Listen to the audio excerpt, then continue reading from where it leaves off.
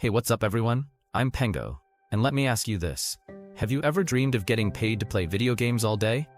Sounds like a gamer's paradise, right?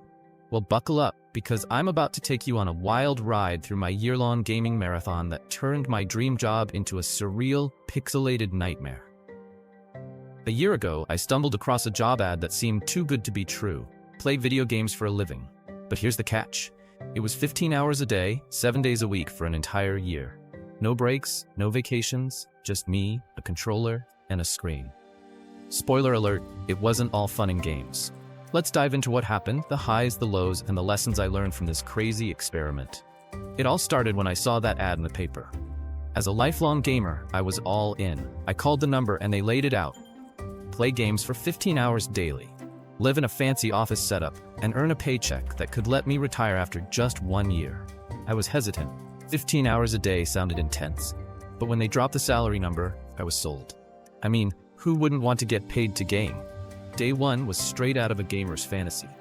I showed up at this massive, gorgeous building, and a woman led me to my office. A dark room decked out with a huge TV, top-notch gaming console, speakers, and a comfy couch. There was even a bathroom and a table with snacks. I thought, this is it. I've hit the jackpot. The schedule was strict. Wake up at 8 a.m., 30 minutes to eat and shower, then game from 8:30 a.m. to 11:30 p.m., with 2 10-minute breaks every 5 hours.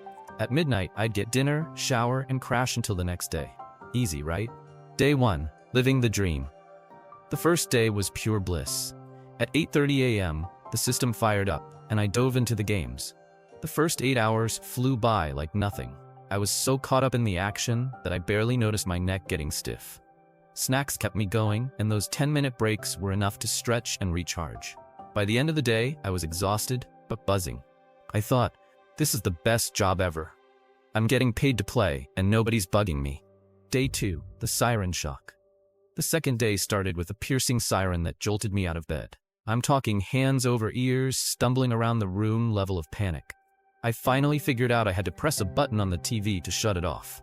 Phew, crisis averted. Breakfast was waiting, and by 8:30, I was back in the game, literally. The schedule dropped a surprise. I got to play a brand new game that wasn't even out yet. I was screaming with excitement inside. I mean, how many people get to play unreleased titles? I was convinced I had the coolest job on the planet. But little did I know, the cracks were already starting to show.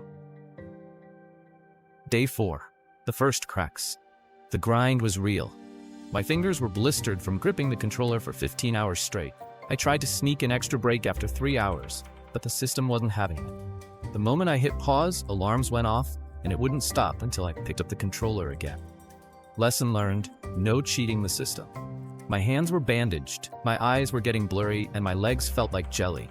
I kept telling myself to move more, but I was too tired. Still, I powered through, thinking the paycheck would make it all worth it. Day 15. Reality hits hard. 2 weeks in, things took a turn. My eyes were constantly blurry, and I could barely see straight. My legs were so weak I could hardly walk to the bathroom during breaks. I'd fall asleep right after my shift, skipping dinner, but even sleep wasn't a break. My dreams were just extensions of the games. Racing cars, building cube houses, fighting battles. It was like I was working 24 hours a day. I started dreading that morning siren, wishing for just one normal dream. With 350 days left, I knew I had to make a plan to stay sane. Day 32, finding a rhythm. By the 1-month mark, I had a small victory. I got organized and came up with a system to keep myself from losing it. I started playing standing up to stay active and spent my breaks outside, breathing fresh air and doing eye exercises to combat the blurriness. It helped, but not enough. The bad news? I started seeing video game elements in real life. One night in the shower, I swore I saw a car crash right in front of me. I freaked out, telling myself, it's not real, Pengo. It's not real. Worse, I started imagining myself as a video game character with stats. Strength 70, intelligence 90, health 50. The games were creeping into my reality, and it was freaking me out. Day 100. Falling apart. By day 100, I was a mess. I could barely sleep, and when I did, it wasn't restful. My body was in constant pain. Wrists, neck, back, you name it. I stopped exercising because I had no energy, and my legs felt numb from sitting so long. The only exercise I got was waddling to the bathroom twice a day. Headaches were my new normal, and I started to feel like I wasn't even human anymore, just a cog in a gaming machine. My health stat? Down to 30. I kept reminding myself of the paycheck, but it was getting harder to care. The games were taking over my mind, and I wasn't sure how much longer I could hold on. Day 260. Living in the game. By day 260, the line between games and reality was gone.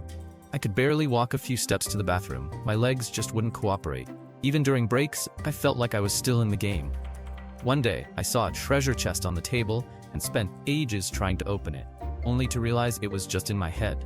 I doubled in size from sitting all day, and my health was at an all-time low, 20. The games were my life now, blending into everything. I saw cubed sheep, crashing planes, and pixelated landscapes everywhere. I was losing my grip on reality, and it was terrifying. Looking back, this job was a double-edged sword. On one hand, I was living every gamer's dream, playing cutting-edge games and earning a life-changing paycheck. On the other, it broke me down physically and mentally. The 15-hour days with no breaks or vacations pushed me to my limits. My body gave out. Blisters, blurry vision, weak legs, constant pain.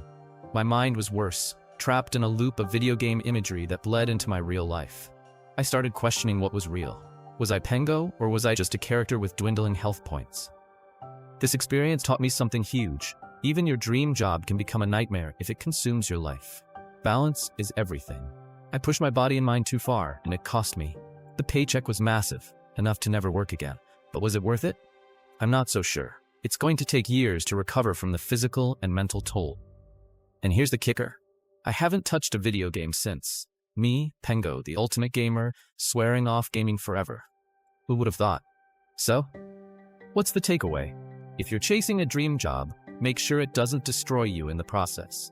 I learned the hard way that no amount of money is worth sacrificing your health or sanity. I'm out of that gaming marathon now, waddling into the real world with a fat paycheck and a body that needs serious TLC. I'm grateful for the experience, but I'm never going back. Thanks for sticking with me through this wild story, everyone. If you've ever had a job that pushed you to the edge, drop it in the comments. I'd love to hear about it. And don't forget to like, subscribe, and hit that bell for more crazy stories from your boy Pengo.